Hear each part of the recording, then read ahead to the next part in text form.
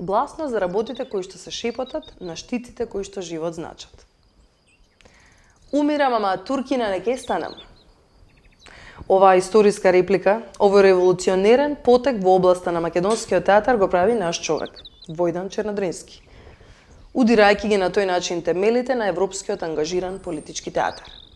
Да излезеш на сцена и да кажеш умирам, ама туркина не ке станам, не е ништо друго, туку гласно кажување на нештата кои што се шепотат. Со оваа бунтовничка револуционерна реплика, основоположникот на македонската драма и театар Војдан Чернадрински упатува отворен повик за политичка борба против поробувачот. Ервин Пискатор е другиот театарски уметник кој преку штиците кои што живот значат ќе се обиде гласно да проговори за нештата кои што се шепотат во општествено-политичкото секојдневие. Како уметник, неговата цел беше преку гласно кажување за нештата кои што се шепотат да ја разбуди свеста кај експлоатираниот пролетаријат, предизвикувајќи на тој начин социјална, економска револуција, со цел да се подобрат условите за работа и живот на работничката класа. Но неговиот гласен говор постојано удираше во ѕид. Ѕидот на тогашниот суров и бескрупулозен, така наречен ран капитализам, ѕид кој што беше цврст и непробоен. По долгогодишни безуспешни обиди, Ервин Пискатор ќе се повлече од неговата идеја, преку театар да предизвика кревање на социјална револуција. Ѕверот, олицетворен во суровиот капитализам, беше премногу силен за да може уметникот, преку уметнички средства, да му се спротивстави. Денес, така наречена политичката сцена е претворена во простор за испуштање на крикови и само крикови. Но ако крикот не е корисен, тогаш тој не води никаде, освен во нов крик или удвојување на стариот крик. Корисен крик значи преобразен крик, претворен во енергија, орудие за ослободување од крикот. Ваков беше сонот на Бертолд Брехт. Општествениот крик да го преобрази во сила која што гледачот ќе ја искористи како орудие за действување и менување на општествените состојби. За да биде остварена оваа цел, диалектичарот Брехт, инаку современик и близок пријател на Ервин Пискатор, вели: оној кој има намера да им се спротивстави на лагите и незнењето и да пишува за вистината, мора претходно да совлада најмалку 5 тешкотии. 5 тешкотии. Кои се тие тешкотии? Прониклив ум, за да ја препознае вистината. Храброст, за да може да пишува за вистината. Способност, за да ја направи вистината употреблива како орудие. Промисленост, за да ја пренесе вистината кај оние во чии раце ќе биде делотворна. И лукавство, за да ја шири вистината меѓу нив. Овие тешкотии може да ги совладаат само хибриците, оние кои им пркосат на модерните божества или неолибералниот капитал, со сиот ризик да бидат оковани или да бидат осудени на вечна жет и глад. Сцената не е огледало на стварноста, таа е жесток судир меѓу уметникот и стварноста. Две мечки во пештера фатени за гуша, во обид да се дзирне зад огледалото. За двосмисленоста на гласно за работите кои што се шепотат.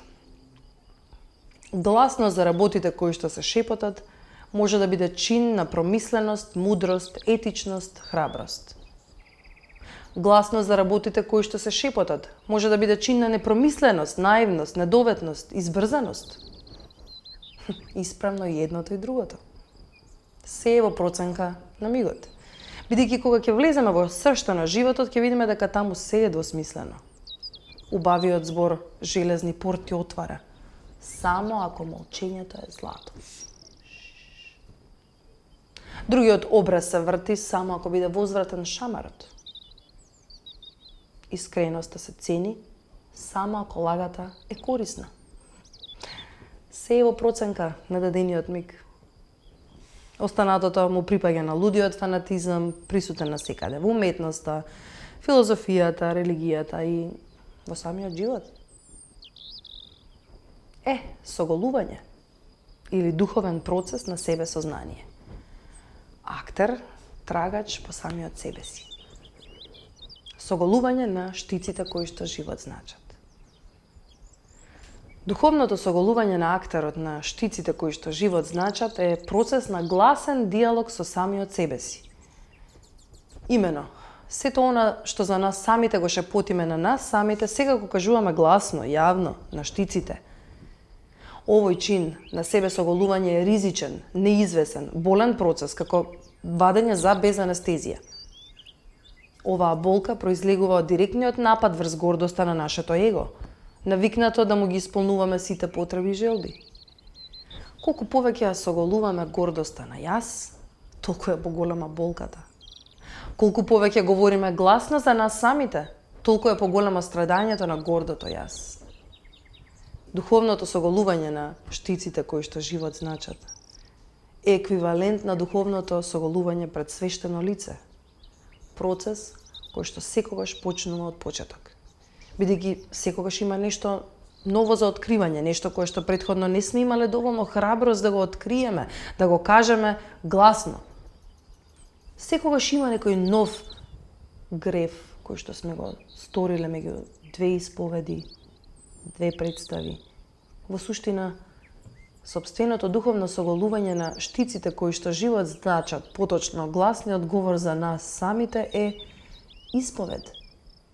Со таа разлика што Божјата исповед ја слуша само свештеникот, а исповедта на штиците кои што живот значат ја слушаат сите.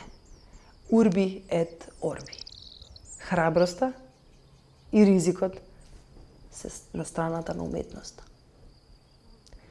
Погрешен е ставот дека духовното себе соголување на актерот се случува со цел актерот да се доближи поблиску до гледачот.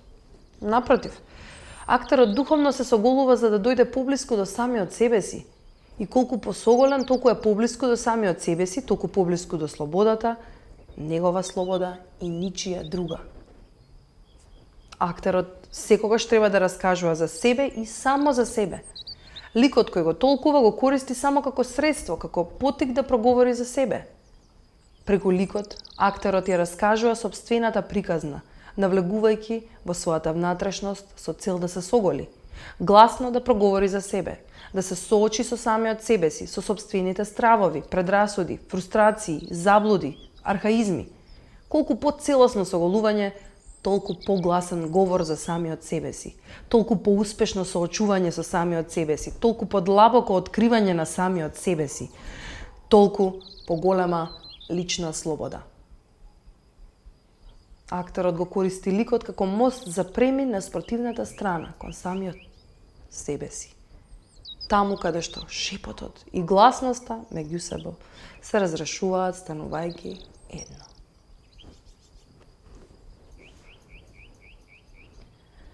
Мистиците на театарот велат дека актерот е создаден од рафиниран, пречистен материјал, дека неговата природа е префината.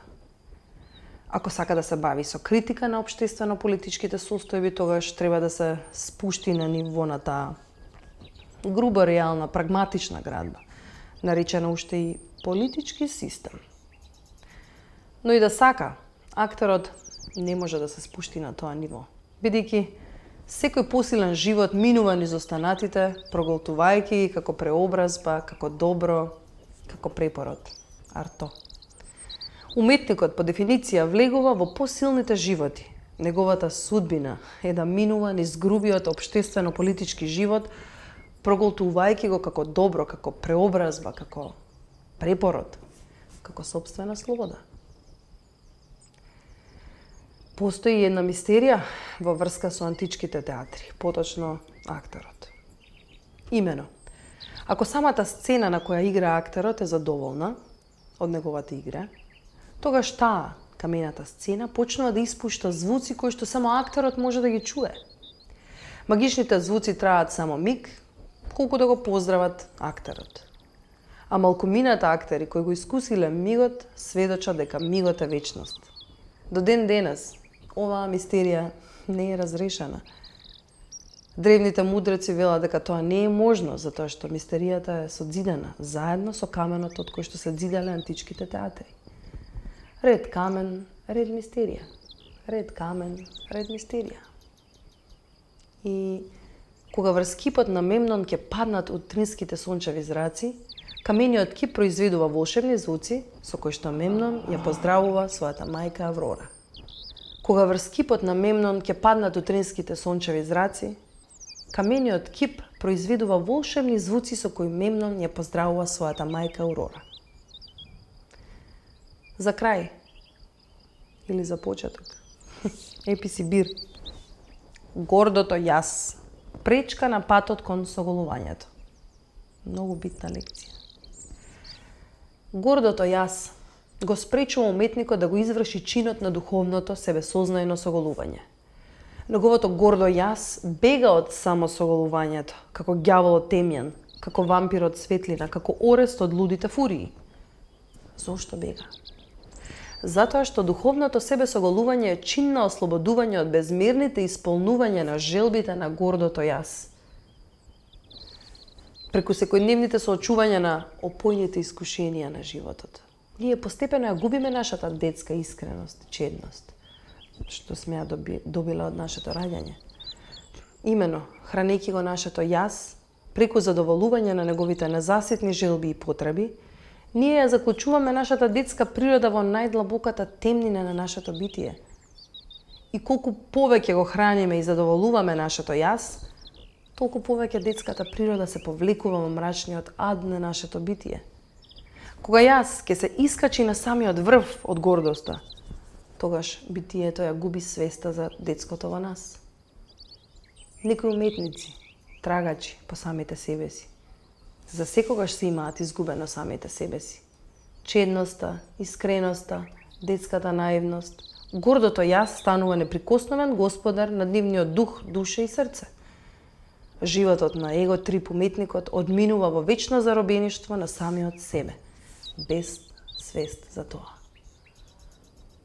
За уште еден крај или почеток, еписи бир. Гласно за работите кои што се шепотат во Македон земјата. Нашата убава Македон земја е еденска градина за шепкачи. Стуткани под дрвото на сознанието шепотиме за она кое што треба гласно да се каже. Зошто?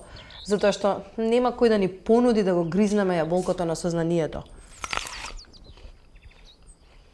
Шејтан змијата е во емиграција.